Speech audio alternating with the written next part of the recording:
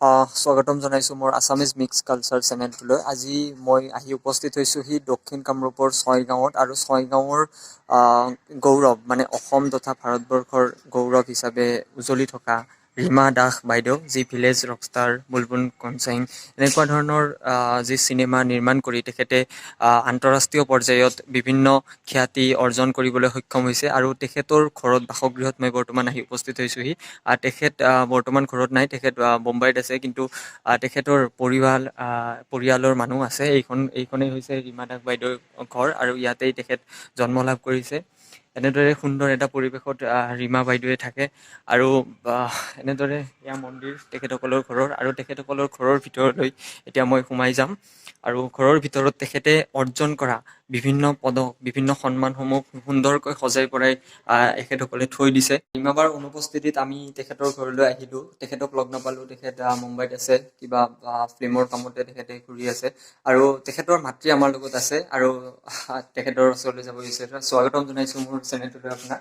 আৰু তেখেত ৰীমা বা আজি এগৰাকী আমাৰ গৌৰৱ, আৰু সেই গৌৰৱ এগৰাকী মহিলা হিচাপে যিমান দূৰ তেখেতে অকলেই কাম কৰিছে, সেই হিচাপত আপুনি এগৰাকী মাতৃ হিচাপে তেখেতক কি ক'ব, মানে তেখেতৰ বিষয়ে কি ক'ব বিচাৰিব? আজি বৰ শুভক্ষণ নাৰী দিৱস। হয়, নাৰী দিৱসত মই এজনী নাৰী হিচাপে ৰীমাৰ নিচিনা ছোৱালী এজনীক মই জন্ম দিছোঁ। হয়তো সেই সময়ত মই বহুত অনুভৱ কৰা নাছিলোঁ, কিন্তু আজি মই ৰীমাক লৈ যিখিনি সন্মান পাইছোঁ, বা গোটেই বিশ্বই তাইক যেনেকৈ মৰম আদৰ জনাইছে তাৰ কৰ্ম সংস্কৃতিৰ কাৰণে, তাৰ কাৰণে মই যথেষ্ট সুখী। আৰু মই বিশেষকৈ অসমীয়া মহিলা হিচাপে চব অসমৰ সকলো মহিলাকে কৈছোঁ যে নিজৰ সন্তানক তেওঁলোকৰ নিজৰ মতে জীয়াই থাকিব দিয়ক, নিজে যি ভাল পায় তাকে কৰিব দিয়ক। সময়ত দেখিব এটা সৰু কামে দিয়ে সিহঁতে আমাৰ সংসাৰলৈ, আমাৰ ঘৰলৈ এটা ভাল সুনাম আনিব পাৰিব। এইখিনিয়ে মই কৈছোঁ ৰীমাৰ অনুপস্থিতিত। আৰু ভৱিষ্যতে আপোনালোকে কেতিয়াবা নিশ্চয় ৰীমাক লগ পাব, তেতিয়া আপোনালোকে তাইৰ মুখৰ পৰা যথেষ্ট কিবা কিবি শুনিব পাব। হয়, ৰীমা বা সৰুৰে পৰা তেওঁৰ এইবিলাকতে ধাউতি আছিল নে আপুনি? হয়, তাইৰ সৰুৰ পৰা অলপ বেলেগ প্ৰতিভা আছিল। আমি গাঁৱত থাকোঁ, গাঁৱলীয়া মানুহ, আৰু মই সেই সময়ত ব্যৱসায়ত বহুত বেয়াকে জড়িত হৈ পৰিছিলোঁ যেতিয়া ৰীমা সৰু আছিল। তথাপিও মই তাইৰ মাজত কিবা কিবি বহুত লুকাই থকা মই দেখিবলৈ পাইছিলোঁ। সেইকাৰণে তাইৰ যিকোনো কাৰ্যসূচীতে তাই যিবিলাক কাম ভাল পায় সেইবিলাক কৰিবৰ কাৰণে মই বহুত উৎসাহ জনাইছিলোঁ। যেন তাই কবিতা আবৃত্তি কৰা, নাটক কৰা, নতুবা নৃত্য কৰা, এই বিভিন্ন ধৰণৰ তাইৰ পাৰদৰ্শিতা আছিল। তাই যে অকল আজি তাই চিনেমা বনাইছে এইটো কথাটো আমি সেই সময়ত জনা নাছিলোঁ তাই চিনেমা বনাব বুলি, কিন্তু এটা সময়ত তাইৰ অভিনেত্ৰী হোৱাৰ কাৰণে বহুত এটা হাবিয়াস আছিল। আৰু তাই ছয়গাঁও কলেজৰ পৰা গ'ল, কটন কলেজৰ পৰা গ'ল, চিধা পুনে ইউনিভাৰ্চিটিৰ পৰা পাছ কৰিলে, তাৰপিছত বোম্বেত গৈ থাকিলে।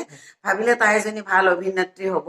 আমি ঘৰৰ পৰা সদায় জোৰ কৰিছিলোঁ যে তুমি সেইবিলাক কৰিব নালাগে, চাকৰি বাকৰি কৰা, অসমলৈ অহা নাই। তাইৰ হেঁপাহ বহুত আগত আছিল, সেইকাৰণে তাই নিজৰ মতে থাকিল, আৰু নিজৰ মতে আমাৰ পৰা যিখিনি অৰিহণা পালে সেইখিনিৰ পৰাই তাই বহুত হয়তো আগুৱাই গুচি গ'ল।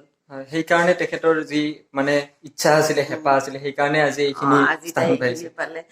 আৰু আমি সকলোৱে সুখী, আমাৰ ছয়গাঁওবাসী সকলোৱে সুখী যে ৰীমাক আমাৰ ছয়গাঁৱত জন্ম হৈছে, এইটোক লৈয়ে আমি সকলোৱে বহুত সুখী।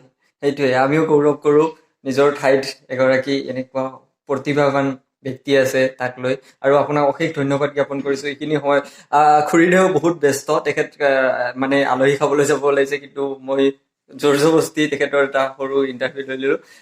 বহুত ধন্যবাদ জ্ঞাপন কৰিছোঁ। তোমাক ধন্যবাদ দিছোঁ, তোমাৰ জৰিয়তে ৰীমাৰ বিষয়ে কিছু হ'লেও তোমালোকৰ মানুহখিনিয়ে জানিব। সেইটোৱে, বহুত ধন্যবাদ জ্ঞাপন কৰিছোঁ। আৰু ৰীমাবাৰ ঘৰলৈ আহি আজি খুব ভাল লাগিল, তেখেতৰ এটা ঘৰুৱা পৰিৱেশ পাইছোঁ আমি, খুবেই ভাল লাগিল। আৰু ৰীমাবা যেতিয়া ঘৰলৈ আহি তেতিয়া আমি আহি তেখেতৰ পৰা তেখেতৰ মনৰ কথা আৰু ভালকৈ আপোনালোকৰ মাজত বিতংকৈ জনাবলৈ চেষ্টা কৰিম। আমি তেখেতসকলৰ অতিথি বহা ৰুম এইটো, ৰীমাবাহঁতৰ। আৰু ৰীমাবাৰ এনেদৰে তেখেতে বিভিন্ন কিতাপ পঢ়িছে, কিতাপ অধ্যয়ন কৰি তেখেতে যি আজি কৰ্ম দক্ষতা, কৰ্ম জীৱনত যি সুফল লাভ কৰিছে, এই তেখেত এয়া অধ্যয়নৰ যোগেৰে হৈ পৰিছে। এনেদৰে সুন্দৰকৈ সজাই পৰাই থৈছে তেখেতৰ আলমাৰী।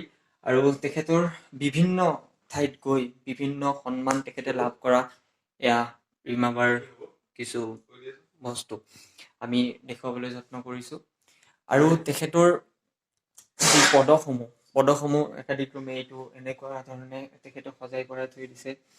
ফাৰ্ষ্ট গুৱাহাটী ইণ্টাৰনেশ্যনেল ফিল্ম ফেষ্টিভেলৰ এইটো এনেদৰে পদকসমূহ তেখেতে লাভ কৰিছিলে আৰু এনেদৰে সুন্দৰকৈ তেখেতৰ পদকসমূহ ইয়াতে থৈ দিছে।